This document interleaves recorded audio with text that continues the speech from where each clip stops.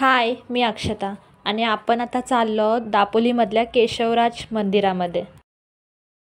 मंदिरापर्यंत पोहोचण्यासाठी ना तुम्हाला एक छोटासा असा निसर्गरम्य ट्रेक करावा लागेल.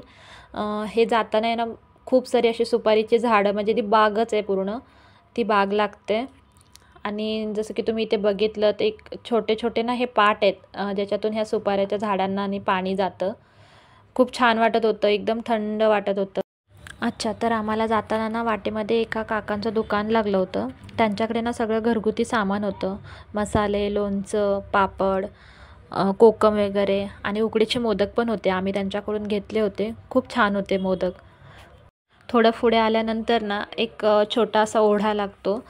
ह्या पायऱ्यांवरती गेल्यानंतर ब्रिज क्रॉस केल्यावरती इथून पुढे खरा ट्रेक चालू होतोय. खूप पायऱ्या आहेत वरती जाण्यासाठी मंदिरात. तर समोर ह्या ज्या पायऱ्या दिसतात ह्या पायऱ्या चढून वरती जायचं आहे आणि वरती मंदिर आहे. आमच्या मुली पण खूप दमल्या होत्या, मीही खूप दमले होते चालून चालून. तुम्ही बघू शकता व्हिडिओमध्ये. हे मागच्या साईडच्या ज्या पायऱ्या दिसत आहेत त्या चढून वरती आले आणि फायनली आपण ह्या मंदिरापाशी पोहोचलो. हा तो मंदिराच्या आजूबाजूचा परिसर आहे. मंदिर आतमध्ये आहे, त्या गेटने आतमध्ये जावं लागतं. खूप जंगलामध्ये आहे मंदिरवरच्या साईडला. ह्या गोमुखातून येणारं पाणी आहे ना हे डायरेक्ट वरतून डोंगरातून येतं आहे. ते कशातून येते मी तुम्हाला दाखवते. हे जे दिसतंय ना वरून, ह्यामधून ते पाणी डायरेक्ट गोमुखातून बाहेर पडतं आहे. मंदिराच्या आजूबाजूचा परिसर खूप शांत होता.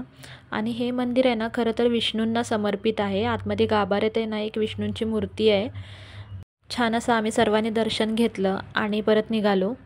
परत येताना ना आम्हाला ह्या ओढ्यामध्ये पाय सोडून बसायचं खूप मन झालं होतं. आम्ही सगळ्याजणी थोडा वेळ त्या ओढ्यामध्ये पाय सोडून बसलो होतं. खूप थंड वाटत होतं, एकदम शांत असं.